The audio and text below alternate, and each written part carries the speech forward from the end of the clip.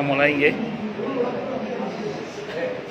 Assalamualaikum warahmatullahi wabarakatuh. Bismillahirrahmanirrahim. Alhamdulillahi rabbil alamin. Wa bihi nasta'inu ala umurid dunya waddin.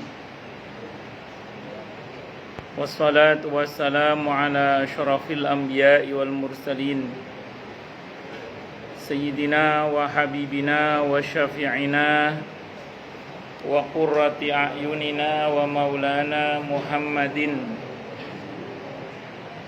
wa ala alihi wa ashabihi wa dhurriyyatihi ajma'in, amma ba'du. Asyhadu an la ilaha illallah wa asyhadu anna Muhammadar Rasulullah wa ufawwidu amri ilallah. Innallaha basirum bil ibad.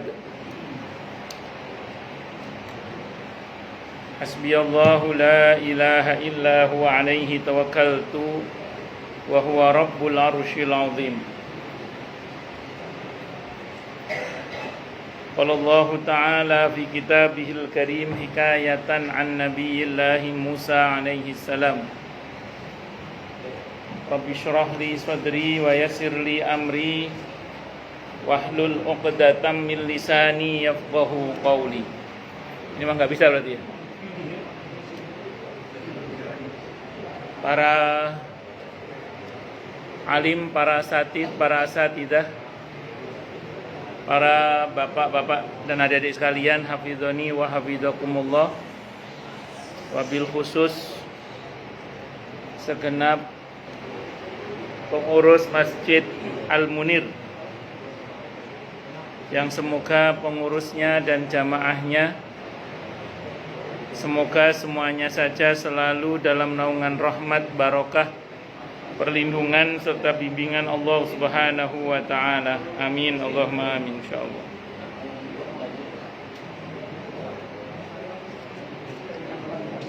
Dan tentu seperti biasa kita doakan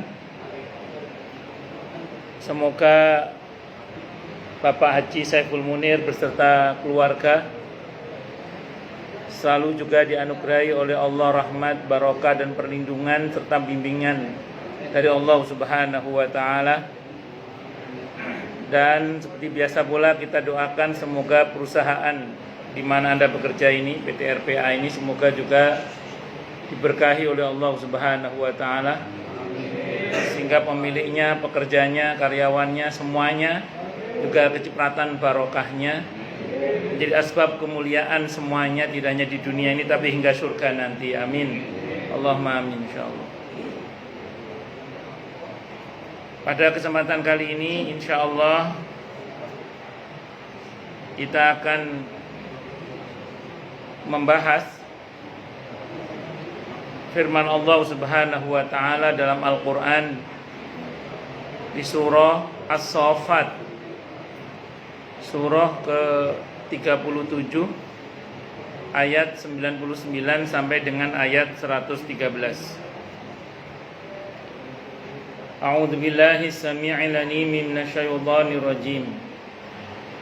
Wa qala inni dzahibun ila rabbi sayahdin. Rabbi habli minas shalihin. Fabasyarnahu bighulamin halim. Falamma balagha ma'ahu sa'ya qala ya bunayya inni ara fil manami anni adbahuka fanzur madza tara. Qala ya abati if'al ma tu'mar satajiduni insyaallahu minas sabirin. Falamma aslama wa tallahu lil jabin wa nadainahu ayya Ibrahim qad saddaqta ru'ya inna kadzalika najzil muhsinin.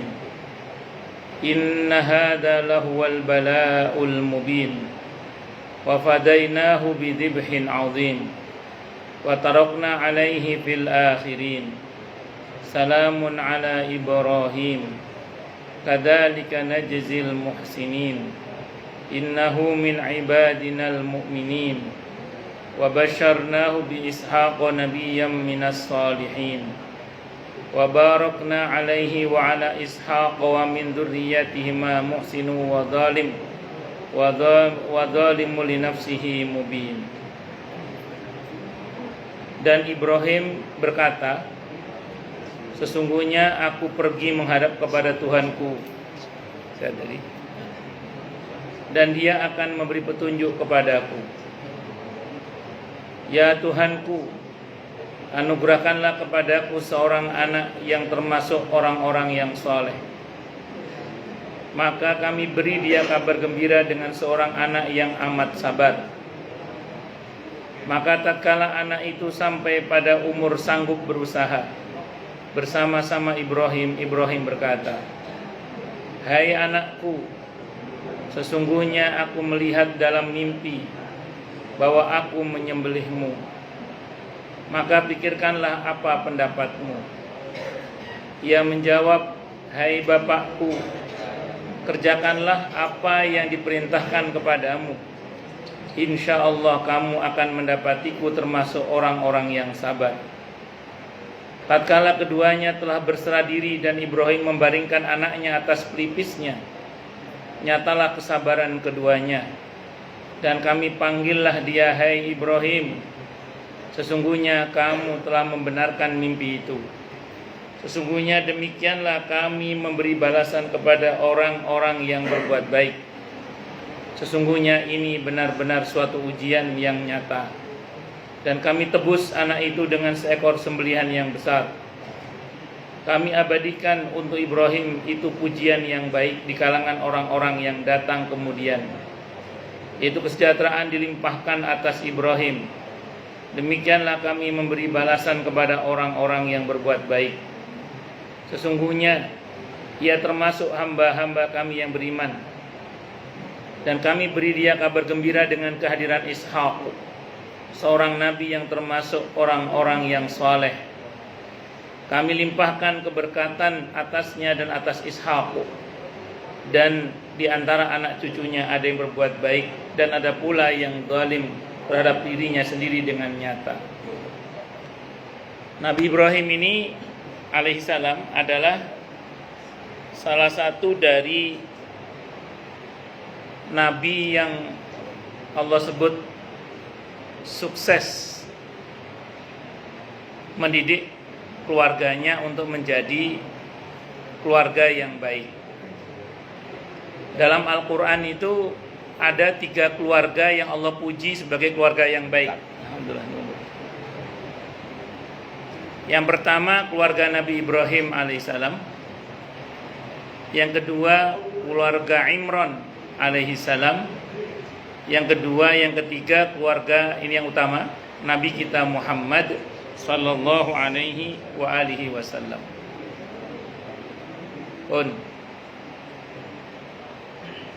Kriteria baik disebut baik itu suaminya baik, istrinya baik, anak-anaknya baik, cucu-cucunya baik. Jadi sampai cucu baik. Jadi Nabi Ibrahim alaihissalam itu beliaunya pasti baik. Istri beliau semuanya solihah. Putra-putra beliau semuanya soleh. Bahkan sebagian menjadi Nabi dan Rasul. Bahkan setelah Nabi Ibrahim itu tidak ada lagi Nabi dan Rasul kecuali keturunan Nabi Ibrahim alaihissalam. Sampai dengan cucu nanti, yaitu Nabi Yakub alaihissalam, itu juga baik. Jadi sampai generasi cucu Nabi Ibrahim semuanya baik. Makanya beliau disebut dengan keluarga yang baik. Keluarga Ibrahim sebagai keluarga yang baik. Nah, ini tidak semua Nabi ini. Yang kedua Imran. Imran ini kakeknya Nabi Isa alaihissalam. Punya putri diantaranya Siti Maryam alaihissalam. Terus punya cucu Nabi Isa alaihissalam. Sayyidina Imran alaihissalam beliau orang yang baik. Imam Masjidil Aqsa, bukan Nabi dan Rasul beliau. Istrinya Hanna alaihissalam juga seorang istri yang baik. Saudarinya Nabi Zakaria alaihissalam. punya putra Nabi Isa alaihissalam, cucunya berarti ya. Nanti punya putri Siti Maryam alaihissalam, terus punya cucu Nabi Isa alaihissalam. Ini baik semua, sampai cucu baik semua. Termasuk Nabi kita Muhammad sallallahu alaihi wasallam. Beliau sosok yang sangat mulia dan jangan tanyakan tentang kebaikannya. Kemudian yang kedua, istri beliau Ummahatul Mukminin radhiyallahu anhun, semuanya baik. Terus putra putri beliau, kalau putra memang wafat sejak kecil ya, putri-putri beliau semuanya baik. Cucu beliau semuanya baik. Terutama yang populer Sayyidina, yang melanjutkan keturunan beliau sampai sekarang adalah Sayyidina Hasan dan Sayyidina Husain radhiyallahu anhum. Itu baik semua. Makanya kata para ulama, kalau ingin membentuk keluarga yang baik ya, diantaranya belajar dari Nabi Ibrahim alaihissalam atau dari keluarga Imran alaihissalam, ya terutama keluarga Nabi kita Muhammad sallallahu alaihi wasallam. Nah, bulan Dzulhijjah ini kita banyak belajar dari Nabi Ibrahim alaihissalam. Itu begitu. Allah Subhanahu wa taala menceritakan tentang kekasihnya, yaitu Nabi Ibrahim alaihissalam, bahwa sesungguhnya setelah Allah menolongnya dari kejahatan kaumnya dan ia merasa putus asa dari keimanan kaumnya, padahal mereka telah menyaksikan mukjizat-mukjizat yang besar, maka Nabi Ibrahim alaihissalam hijrah dari kalangan mereka seraya berkata, Inni dhahibun ila Rabbi sayahdin, Rabbi habli minas salihin. Sesungguhnya aku pergi menghadap kepada Tuhanku dan Dia akan memberi petunjuk kepadaku. Ya Tuhanku, anugerahkan kepadaku seorang anak yang termasuk orang-orang yang saleh. Nabi Ibrahim mau kemana itu? Kok beliau bilang inni dhahibun ila Rabbi? Maaf, sebelum saya masuk ke situ, kan beliau kan berusaha mengimankan kaumnya saat itu, termasuk di antara dalam Namrud itu, yang berujung kepada beliau dibakar hidup-hidup itu kan. Dan qaddarallah beliau selamat. Saat beliau dibakar hidup-hidup itu, ada dalam tafsir At-Tabari, malaikat Jibril datang menawarkan pertolongan. Kata Nabi Ibrahim yang sedang diikat, dalam keadaan diikat mau dilempar ke api, malaikat Jibril datang menawarkan pertolongan. Kata Nabi Ibrahim, lau minkalla lau minallah na'am. Kalau pertolongan darimu saya tidak butuh, kalau pertolongan dari Allah saya butuh. Maka malaikat Jibril mundur dan Nabi Ibrahim mengatakan, hasbunallah wa ni'mal wakil. Qaddarallah, beliau selamat karena Allah mengambil tindakan penyelamatan dengan memerintahkan api agar tidak terasa panas bagi Nabi Ibrahim. Nah, Nabi Ibrahim sempat mengalami putus asa melihat keadaan umatnya, tapi tidak berputus asa terhadap rahmat Allah. Jadi saya mau jelaskan ini. Kita boleh nggak berputus asa terhadap keadaan? Jawabannya, boleh. Kita ini boleh berputus asa terhadap keadaan. Kalau lihat keadaan kayak gini rasanya nggak ada harapan. Tapi kita tidak boleh berputus asa terhadap rahmat Allah. Wala tai'asu mir rauhillah, innahu la yai'asu mir rauhillahi illal qaumul kafirun. Janganlah kalian berputus asa terhadap rahmat Allah, karena tidak ada yang berputus asa terhadap rahmat Allah kecuali orang-orang yang kafir. Contoh. Kalau lihat keadaan seperti sekarang ini, rasanya nggak tergambarkan bagaimana caranya Indonesia bisa lepas dari gelapnya keadaan seperti sekarang ini. Karena ini masalahnya tidak hanya Indonesia, tapi masalah dunia juga. Semoga tidak jadi masalah akhirat nih. Rasanya itu mbuh ya apa carane dandani kabeh. Sudah secara kalkulasi manusiawi kita putus asa, nggak mau wis mentok sana mentok sini. Tapi sebagai orang yang beriman, kita tidak boleh berputus asa terhadap rahmat Allah. Jalur bumi boleh buntu, jalur langit tidak boleh buntu. Maka kalau jalur bumi buntu, tempuh jalur langit. Tidak mungkin kan bagi kita, bagi Allah nggak ada yang tidak mungkin. Mustahil kan bagi kita, bagi Allah tidak ada yang mustahil. Semuanya mungkin bagi Allah Subhanahu wa ta'ala.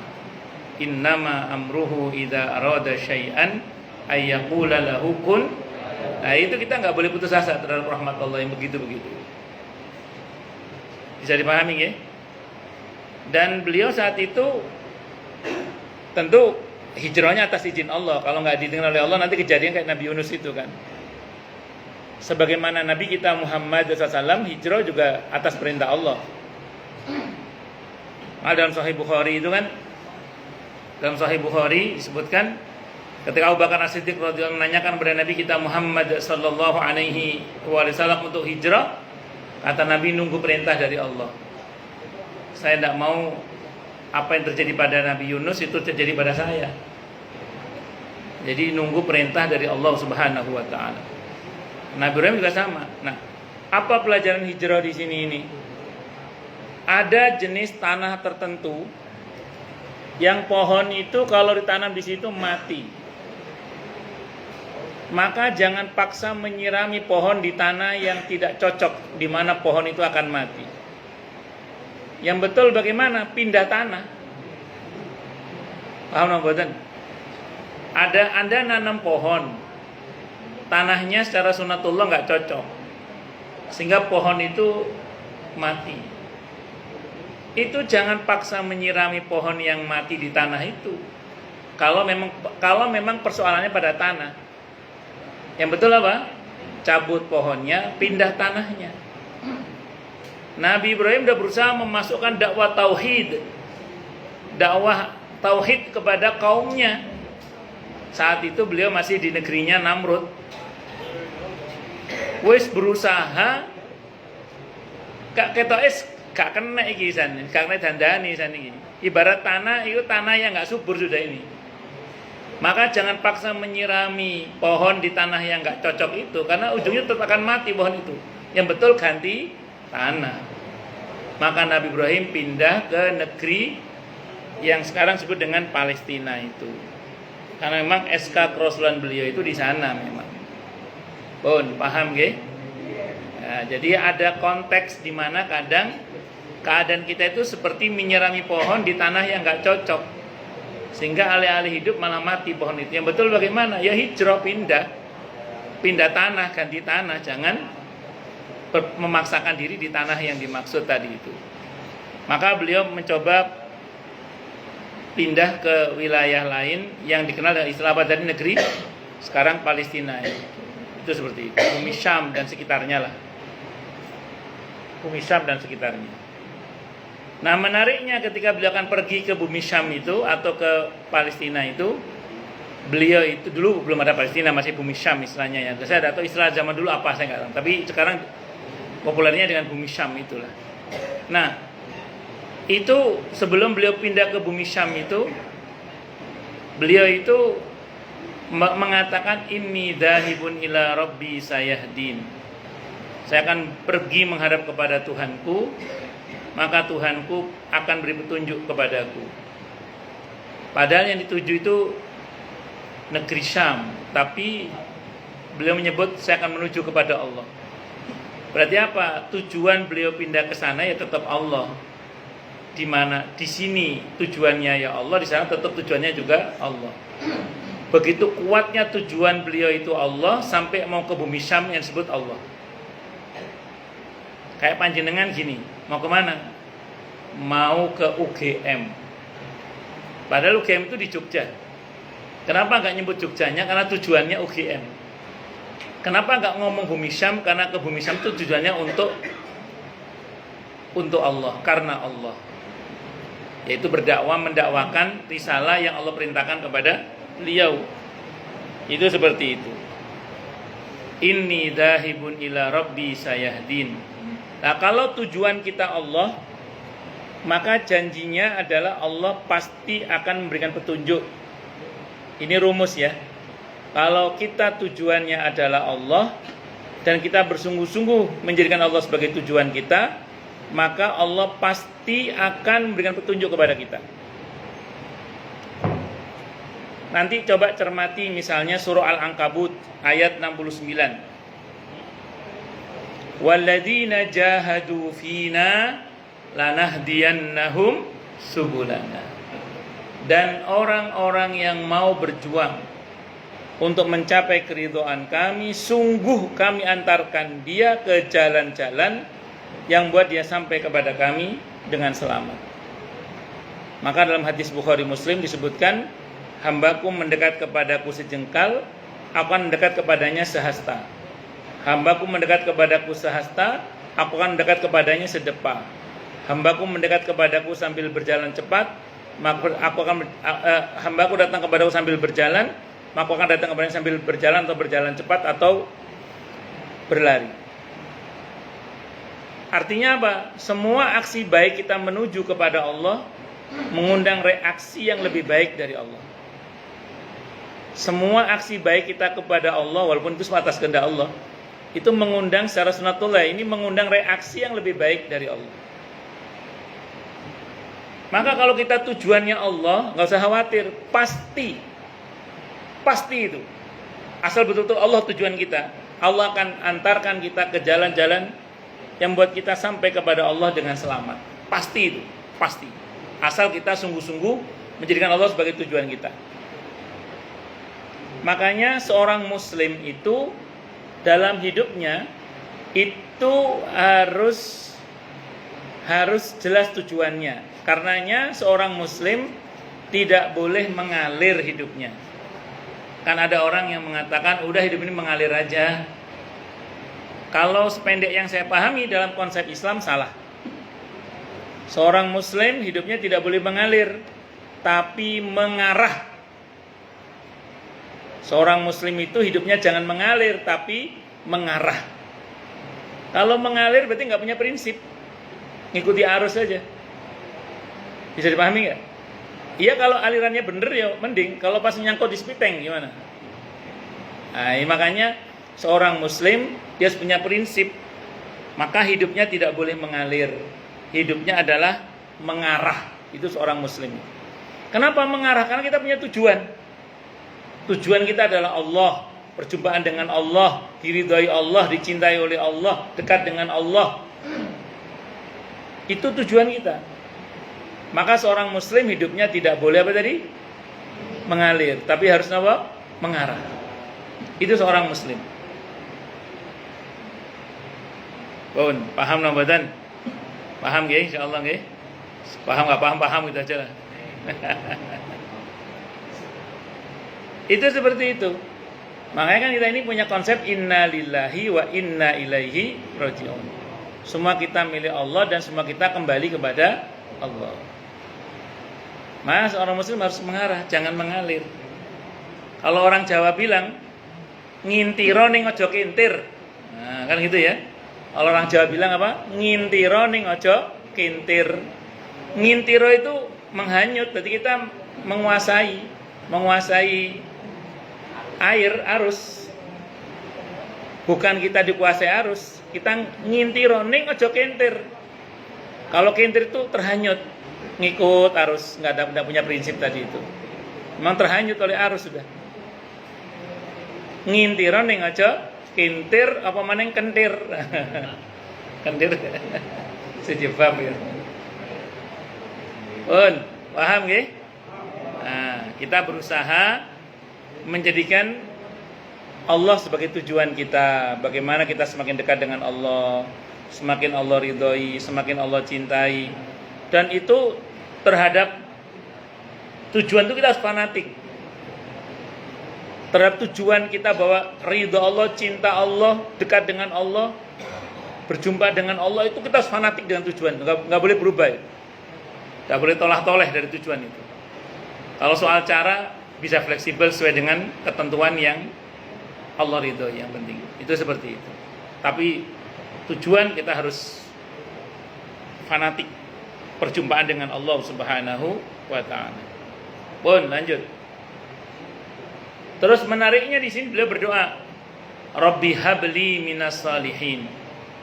Ya Allah, berikanlah untukku keturunan yang dari golongan orang-orang yang termasuk dalam golongan orang-orang yang soleh. Pertama, Nabi Ibrahim berdoa dengan redaksi hab. Hab itu artinya berikanlah untuk hamba secara terus menerus, itu hab.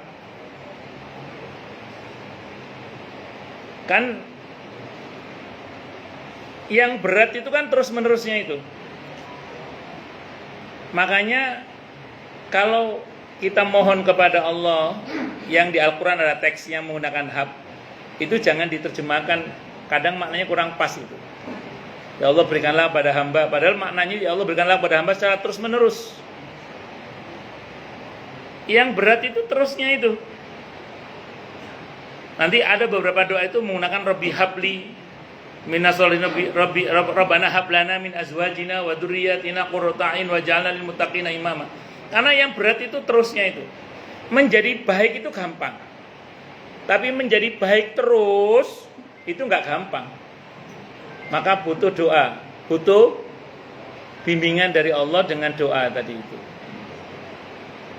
Menjadi suami yang baik gampang apa gampang? Gampang, menjadi suami yang baik itu gampang. Tapi menjadi suami yang baik terus, dan terusnya itu loh, berdedek kadang itu. Lah itu kalau nggak ada pertolongan Allah, repot.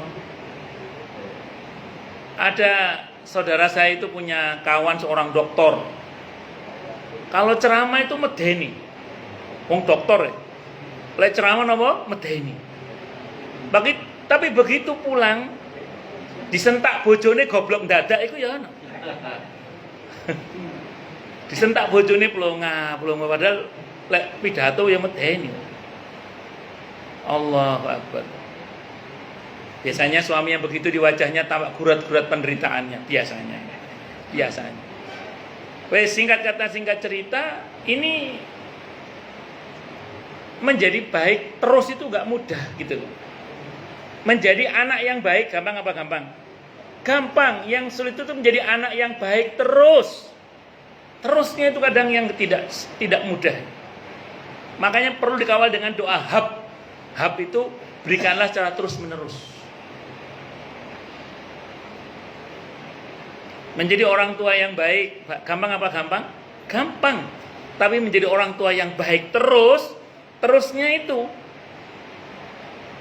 yang enggak mudah terusnya itu. Makanya butuh doa hab. Paham mboten? Hab. Rabbi habli minas solihin. Ya Allah berikanlah untuk hamba keturunan yang dari golongan orang yang termasuk dalam golongan hamba-hambamu yang soleh. Nabi Ibrahim bukan minta keturunan yang soleh ya. Saya ulang ya. Nabi Ibrahim tidak minta keturunan yang soleh. Beliau minta keturunan yang dari golongan orang-orang yang soleh. Karena Nabi Ibrahim melihat sebelumnya sudah ada orang-orang soleh. Nabi Nuh, Nabi Idris, Nabi Syis, Nabi Adam alaihissalatu wassalam. Sudah ada nabi-nabi yang soleh sebelumnya. Nah Nabi Ibrahim pengen putranya termasuk dari golongan hamba-hamba Allah yang soleh itu. Bukan minta keturunan yang soleh, tapi minta keturunan yang semoga keturunan itu termasuk dalam golongan hamba-hamba Allah yang soleh. Soleh itu apa soleh itu? Oh, enggak minta yang pinter, yang cerdas, kok minta yang soleh? Soleh itu ada kata soluha, artinya berlaku sepatutnya. Masya Allah. Matur nuwun. Jazakallahu khairan. Nggih. Matur nuwun nggih. Nggih. Matur nuwun sangat. Pokok lupa. Jadi apa soleh itu? Soleh dari kata soluha, artinya berlaku sepatutnya. Bisa berlaku sepatutnya. Artinya orang yang soleh itu bisa berlaku sepatutnya sebagai hamba Allah pada Tuhannya, sebagai hamba pada Tuhannya, bisa berlaku sepatutnya sebagai sesama bagi sesamanya. Itu soleh namanya. Maka ada istilah soleh ritual, soleh sosial. Ada orang rajin sholat, tapi durhaka sama orang tuanya, soleh tidak? Tidak, karena dia telah berlaku tidak sepatutnya sebagai anak pada orang tuanya. Ada anak begitu berbaktinya sama orang tuanya, tapi nggak sholat, soleh nggak? Enggak. Kenapa? Karena dia tidak bisa berlaku sepatutnya sebagai seorang hamba pada Tuhannya. Maka kalau ingin menjadi seorang yang soleh, harus bisa berlaku sepatutnya sebagai hamba pada Tuhannya, dan bisa berlaku sebagai seorang hamba yang baik sebagai sesama hambanya. Saya pernah dapat laporan, Ustadz, atau dapat pertanyaan lah, Ustadz, ini ada orang rajin ke masjid, Ustadz, 5 waktu berjamaah di masjid. Bagus apa bagus? Bagus. Cuman dia ini punya istri dan anak, dan dia ini nggak mau kerja, bukan nggak mampu, nggak mau kerja, padahal masih muda.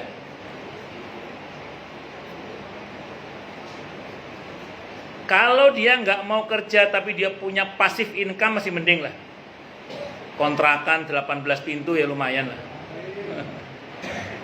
Atau punya toko meracang yang dijaga oleh orang lain ya masih mending lah.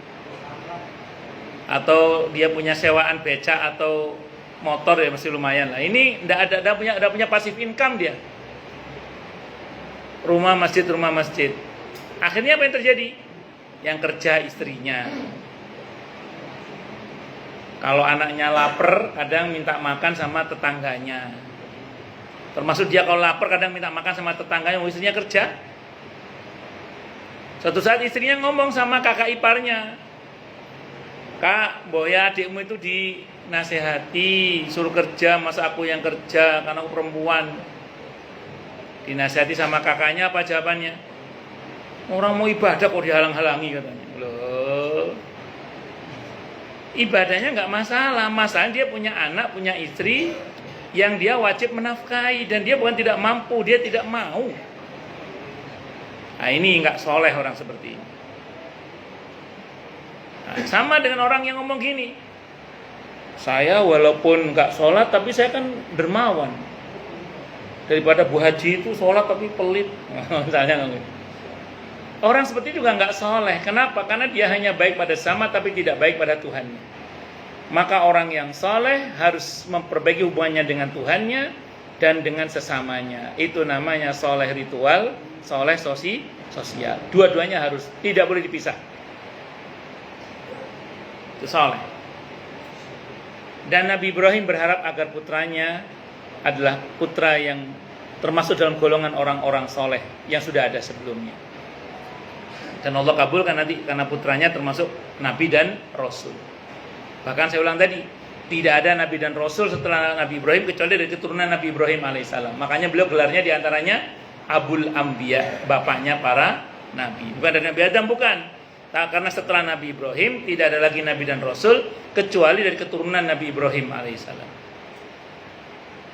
Dan Nabi Ibrahim alaihissalam ini minta keturunan, itu nggak langsung dikabulkan oleh Allah. Beliau itu baru punya putra Nabi Ismail alaihissalam itu di usia 86 tahun kalau saya nggak salah. Kurang lebih di usia 86 tahun. Nanti punya putra Nabi Ishak itu di usia 100 tahun kurang lebih. Ada yang mengatakan 96 tahun. Artinya beliau berarti sekian lama berdoa itu. Makanya putra pertama diberi nama Ismail yang diantara artinya adalah Allah maha mendengarkan doa. Itu diantara artinya Ismail. Jadi Nabi Ismail itu anak hasil doa. Yang ngono tapi hasil doa. Wah, jomblo doa tok njawa anak ya kudu ngono, tapi itu anak hasil doa. Napa anak hasil napa? Doa. Dan beda anak hasil doa sama anak cuman hasil ngono nggak pakai doa itu beda. Makanya kalau mau ngono itu harus napa? Doa. Ngoten. Biar anaknya hasil doa. Tapi jangan cuma doa, ya kudu ngono. Donga gak ngono ya padha wae. Ngono gak donga, nanti ya anaknya gak barokah takutnya. Jadi ini Nabi Ibrahim ini putra-putranya ini anak-anak hasil doa. Makanya namanya Ismail. Itu diantara artinya adalah Allah yang maha mendengarkan doa. Itu diantara artinya. Yakni anak-anak yang taat sebagai ganti dari kaumnya dan kaum kerabatnya yang telah ditinggalkannya. Allah Subhanahu wa taala berfirman, "Fabasyarnahu bi ghulamin halim." Maka kami beri dia kabar gembira dengan seorang anak yang amat sabar. Nabi Ismail disifati oleh Allah dengan sifat halim, santun, penyabar, sawab banget Nabi Ismail alaihissalam. Anak hasil doa, lahir anak yang penyabar, yang santun, aris. Halim itu aris, santun, penyabar, sawabar bahkan itu Nabi Ismail alaihissalam. Anak ini adalah Nabi Ismail alaihissalam karena sungguhnya dia adalah anak pertamanya yang sebelum kelahirannya dia telah mendapat berita gembira mengenainya. Dia lebih tua daripada Nabi Ishak alaihissalam. Kakaknya Nabi Ishak alaihissalam. Menurut kesepakatan kaum muslim dan kaum ahli kitab, bahkan di dalam nas kitab-kitab mereka disebutkan bahwa ketika Nabi Ibrahim alaihissalam mempunyai anak Ismail, ia berusia 86 tahun. Tadi saya serangan ya. Usia berapa? 86 tahun. Dan ketika beliau mempunyai anak Ishak, usia beliau 99 tahun. 90 hampir 100 lah tadi. Menurut mereka ahli kitab, Nabi Ibrahim diperintahkan oleh Allah Subhanahu wa taala. Ini maksudnya apa ini? Kita itu jangan berhenti berdoa hanya gara-gara rasanya nggak mungkin gitu loh, maksudnya itu. Karena nanti untuk Nabi Ishak alaihissalam itu dikabulkan oleh Allah di saat Siti Saro itu udah menopause. Untuk Siti Saro. Kalau Siti Hajar kan buatan gitu. Tapi kalau untuk Siti Saro itu sudah menopause itu. Kayak Nabi Zakaria alaihissalam itu minta keturunan kepada Allah itu sampai istrinya menopause. Itu Nabi Zakaria, kalau Zakaria Jakarta lain lagi itu nanti. Maksudnya apa? Jangan pernah berputus asa terhadap rahmat Allah. Karena bisa saja Allah mengabulkan itu justru di saat yang menurut manusia itu mustahil gitu loh. Tapi bagi Allah nggak ada yang mustahil. Semuanya mungkin bagi Allah. Tidak ada yang tidak mungkin bagi Allah Subhanahu wa ta'ala. Maka perihal doa jangan pernah berputus asa. Sebagian ulama sekarang mengatakan doa itu seperti mengayuh sepeda. Diulang-ulang, insya Allah lama-lama sampai. Diulang-ulang terus. Rabbi habli minas sholihin. Nabi Musa itu, Nabi Ibrahim gitu. Rabbi habli min ladunka dzurriyyatan thayyibah innaka sami'ud du'a. Itu doanya Nabi Zakaria. Diulang-ulang. Lama-lama sampai. Dan kalaupun kemudian doa itu tidak kunjung Allah kabulkan di dunia ini, dalam hadis riwayat Al-Hakim Nabi bersabda, orang itu kalau berdoa selagi dia tidak berburuk sangka kepada Allah dan mengatakan doaku tidak dikabulkan, dia dapat satu di antara tiga. Satu, dipercepat pengabulannya, atau ditunda pengabulannya, atau diselamatkan dia dari musibah setara dengan kebaikan yang dia minta. Jadi nggak ada yang sia-sia doa itu, nggak ada yang sia-sia. Saya ulang ya, orang itu kalau berdoa kepada Allah dalam hadis riwayat Al-Hakim, asal dia tidak buru-buru mengatakan Allah tidak mengabulkan doa saya, maka dia akan mendapatkan satu di antara tiga hal. Satu, dipercepat pengabulannya. Dua, ditunda pengabulannya. Atau yang ketiga, diselamatkan dia dari musibah setara dengan kebaikan yang dia minta. Jadi nggak ada yang sia-sia. Udah doa terus saja. Mohon sama Allah terus, jangan pernah berhenti. Karena ada sebagian orang yang disampaikan ke saya ya, anak saya dari TK sampai SD rajin doa Ustaz, SMA sekarang motong nggak sholat, gara-gara dia merasa doanya tidak dikabulkan oleh Allah. Karena dia tidak memahami konsep tadi itu. Lagi pula kalau dia nggak beribadah kepada Allah, yang rugi juga dia sendiri juga. Allah gak paten, dia mau ibadah gak ibadah. Allahu Akbar. Tapi maksud saya, jangan pernah berputus asa terhadap rahmat Allah. Rugi. Sudahlah dunia celaka, akhirat pasti celaka kalau nggak tobat. Gitu aja. Tapi kalau kita terus berharapan baik kepada Allah, masih punya harapan kita. Kalau sudah bicara doa kepada Allah, jangan pakai kalkulasi otak kita sudah. Sudah serahkan sama Allah sudah. Karena kalau kita mengatakan mustahil, Allah punya cara yang lebih mustahil lagi, kira-kira gitulah. Untuk mewujudkan apa yang kita harapkan itu. Jadi kalau Anda mengatakan mustahil, Allah punya cara yang lebih mustahil lagi. Itu seperti itu. Bisa dipahami nombotan? Itu seperti itu. Kalau Allah berkehendak itu nggak ada yang tidak mungkin. Makanya terus doa berharapan baik sama Allah. Ini diantara pelajaran yang bisa kita ambil dari Nabi Ibrahim alaihissalam. Ini sudah tidak terasa hampir maghrib ini. Monggo yang mau tanya dulu deh. Tanya, protes, marah boleh silakan. Masalah yang lain boleh, monggo kalau ada. Monggo. Tetangga saya ada yang berangkat haji ya. Suaminya udah meninggal. Nah, katanya uangnya dikembalikan cuma dipotong 3 juta untuk dagang. Nah, dalam Islam itu sebenarnya badal itu boleh nggak sih dari keluarga? Tapi katanya harus datang ke awal. Ini bayar 17 juta. Katanya ada yang nanti di sana apa itu? Yang motong travel apa? Ya KPIHU-nya ya. KPU. Iya. Kan kalau travel berarti plus, haji plus. Kalau KPIHU berarti reguler. Ya. Secara prinsip, ketika kemudian seseorang meninggal dunia, kemudian uangnya harus kembali, itu nggak boleh serta-merta tiba-tiba pihak KPIHU memotong untuk haji badal, nggak boleh, kecuali atas kerelaan dari keluarga. Karena bagaimanapun juga itu uang menjadi hak keluarga kemudian ketika uang itu tidak jadi dipakai untuk haji.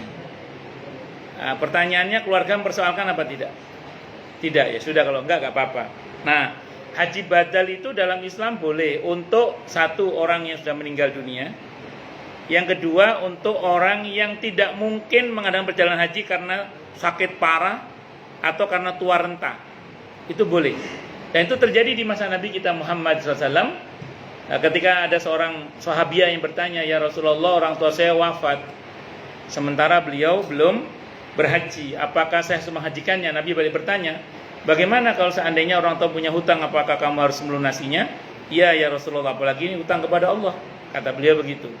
Demikian juga ada nanti di riwayat yang lain, orang tua saya renta, tidak mampu mengadakan perjalanan untuk berhaji, tidak istita'ah dalam safar. Boleh enggak ya Rasulullah kalau kemudian orang tua saya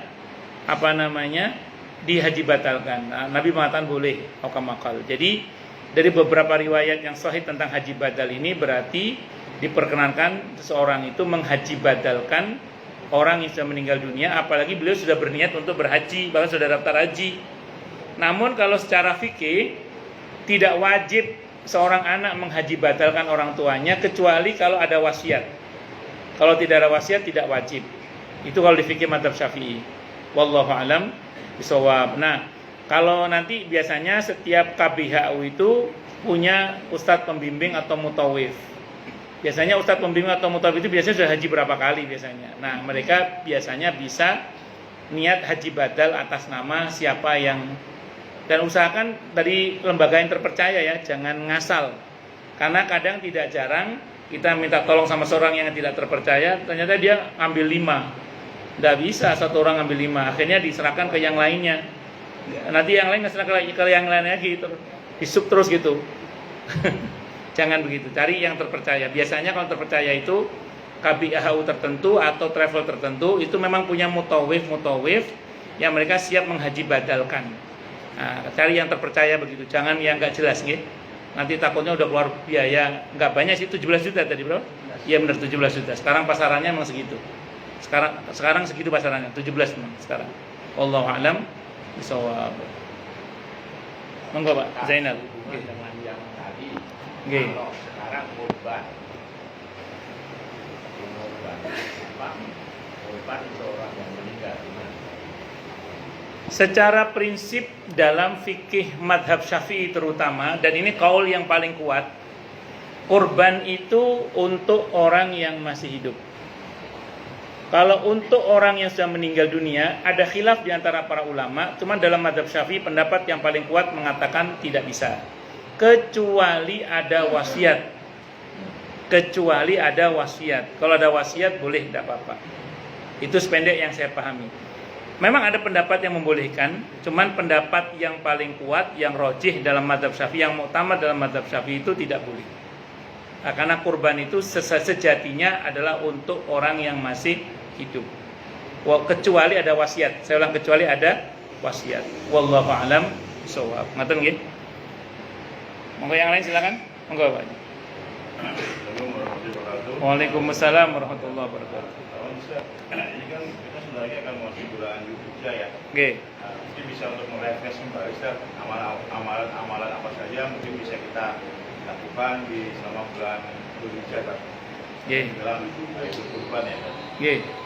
Secara prinsip nanti pada tanggal 1 Dzulhijjah insyaallah pemerintah baru akan Ru'yatul Hilal atau mengadakan sidang isbat itu tanggal 17 kalau saya nggak salah ya, tanggal 17. Itu begitu dinyatakan 1 Dzulhijjah, maka tanggal 1 sampai 10 itu dalam hadis Sahih Bukhari diantaranya kebaikan yang paling kecil itu setara dengan orang yang berjihad di jalan Allah dengan membawa hartanya dan dirinya dan tidak pulang lagi alias mati sebagai syahid. Itu pahala terkecil itu. Belum yang terbesarnya. Maka ada ulama yang mengatakan 10 hari pertama di bulan Dzulhijjah itu ada yang mengatakan bahkan lebih utama daripada malam Qadar. Ada yang mengatakan begitu. Maka nanti 10 hari pertama itu manfaatkan betul untuk berbuat aneka kebaikan. Secara prinsip kebaikan itu apa saja? Untuk bulan mulia itu dalam hadis Sahih Bukhari Nabi menyebutkan tidak ada puasa yang lebih utama setelah Ramadan selain puasa di bulan-bulan yang mulia. Kalau mau puasa bagus, silakan. Dari tanggal 1, ya boleh. Dari tanggal 1 tidak apa-apa. Puasa apa? Puasa Dzulhijjah, puasa sunnah mutlak. Senin Kamis juga gak ada masalah. Yang Daud silakan. Atau nanti terutama di tanggal 9 yaitu puasa Arafah. Yang Nabi janjikan diampun dosanya setahun yang lalu dan setahun yang akan datang. Jadi hari Arafah usahakan saum. Hari Arafah usahakan saum. Yang dijanjikan oleh Nabi setahun yang lalu dan setahun yang akan datang dosanya diampuni oleh Allah Subhanahu wa taala. Nah, dari tanggal 1 Dzulhijjah itu ada namanya takbir mutlak. Takbir mutlak itu takbir yang diam-diam kita Allahu Akbar, Allahu Akbar, Allahu Akbar. Itu takbir mutlak namanya. Tapi belum ada takbir muqayyad, mutlak dulu. Jadi banyakin takbir. Allahu Akbar, Allahu Akbar, Allahu Akbar. La ilaha illallah, Allahu Akbar. Allahu Akbar walillahil hamd. Ambil kerja. Tapi belum muqayyad. Muqayyad nanti baru pada hari Arafah subuh. Sholat subuh hari Arafah itu mulai ada takbir muqayyad seusai sholat. Selesai sholat itu sampai hari tasyrik selesai. Itu sunnah, itu takbir muqayyad.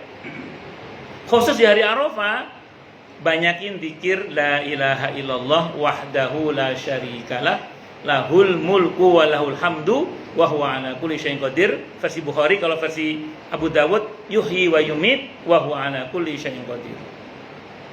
Itu yang kata Nabi, doa yang paling baik yang aku dan para nabi membacanya di hari Arafah adalah la ilaha illallah wahdahu la syarikalah lahul mulku wa lahul hamdu wa huwa ala kulli syai'in qadir. Itu versi Bukhari. Kalau versi Abu Dawud yuhyi wa yumit wa huwa ala kulli syai'in qadir.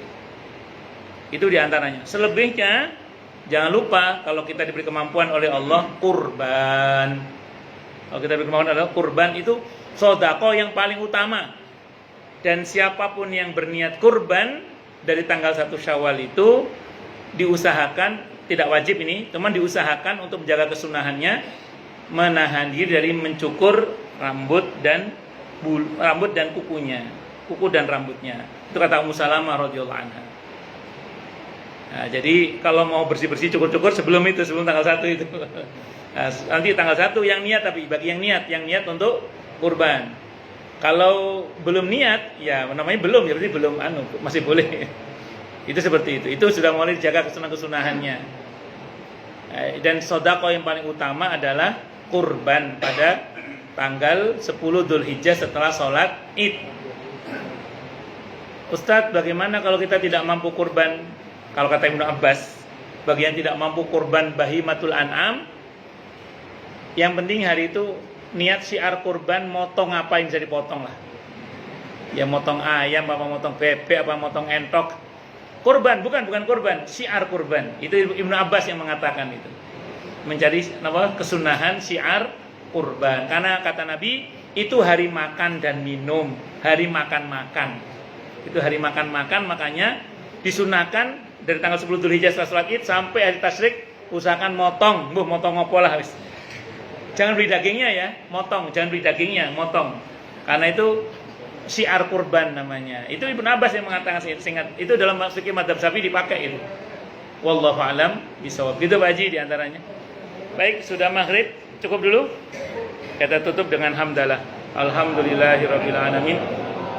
Semoga kajian kita bisa bermanfaat, mubarakah fid dini wa dunya wal akhirah untuk kita, keluarga kita dan seluruh umat Islam semuanya. Dan mudah-mudahan kita semua dijadikan oleh Allah sebagai orang-orang yang sukses dunia akhirat, selamat dunia akhirat, bahagia dunia akhirat, dan dipermudah setiap urusan kita oleh Allah fid dini wa dunya wal akhirah.